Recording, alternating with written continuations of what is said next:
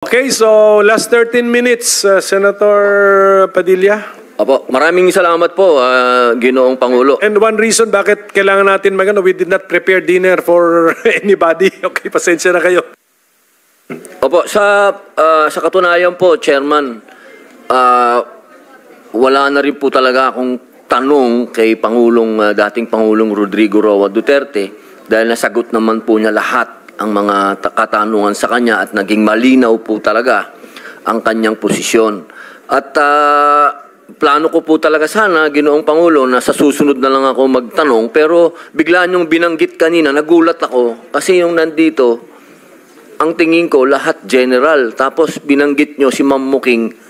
Hindi ko man po talaga alam ang tunay na pangalan ni Ma'am Muking, kilala ko lang siya as si Muking. Kaya nung binanggit nyo na nandito si Ma'am Muking, nagulat ako bakit nandun siya sa mga general. Pwede po ba ako magtanong, Ginoong Pangulo, kay Ma'am Muking, bakit po kayo nandyan? Good evening po, Mr. Chair, at the rest po ng mga senators and other resource speakers. Nadawit po yung pangalan ko, Mr. Chair, dahil doon sa naging affidavit po ni Colonel Royina Garma. Na ano po? Na... sabi niya po doon sa first affidavit na parang tumawag daw po ako sa kanya to ask for the number of Colonel Leonardo. And doon din po sa kanyang supplemental affidavit, sinabi niya po na meron daw po siyang kinukuha sa akin na pera as support daw po para sa kapulisan.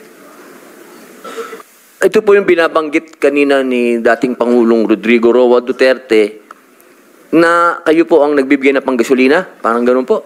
Actually, Mr. Chair, hindi naman po ako directly kasi hindi naman po ako disbursing officer po. Opo, ano po ba ang function ninyo? Kasi ang alam ko po, kilala ko po kayo si Ma'am Muking na lahat po ng hiningan ko ng tulong sa pagpapa-ospital. Kayo po ang tinatawagan ko. Yes, Mr. Chair. To be clarified, Mr. Chair, saang functions po ang ginatanong ninyo sa akin, sa City Mayor's Office po ba or sa Office of the President? Nagkakilala po tayo sa Office of the President na, pero doon po, sa panahon na yon, alam nyo naman po, lahat ng hiningi ko sa inyo may kinalaman sa ilalabas sa ospital. Yes po, Mr. Chair. Isa po yan sa functions namin po sa Office of the President. Opo, kaya po ako naguguluhan. Paano po kayo napunta dito? Napagbintangan po kayo? Na ganun po ba? Yes, Mr. Chair. Parang malabo naman po yata dahil ako na po mismo, Chairman, Ginoong Pangulo, kilala ko po si Ma'am Muking na personal. Now, buong pagkakakilala ko po, wala po akong ginawa kundi humingi sa inyo ng tulong. Ilabas nyo po sa ospital ito, baka pwede nyo pong bigyan ng ICE ito, mga lahat po ng ganun. Medyo naguguluhan lang po ako at hindi po yata ako naniniwala na involved po kayo dito. Yun na nga po, Mr. Chair.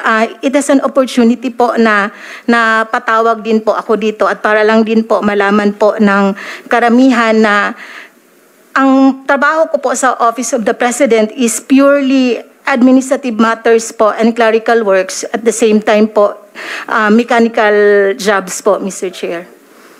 Okay po. Yun lang po. Nilinaw ko lang po kasi pasensya na po kayo. Naguluhan lang po ako ba't kayo nandito. Yun lang po. Maraming salamat po, Ginoong Pangulo. I-reserve ko na lang po yung mga tanong ko sa susunod na meeting na lang po.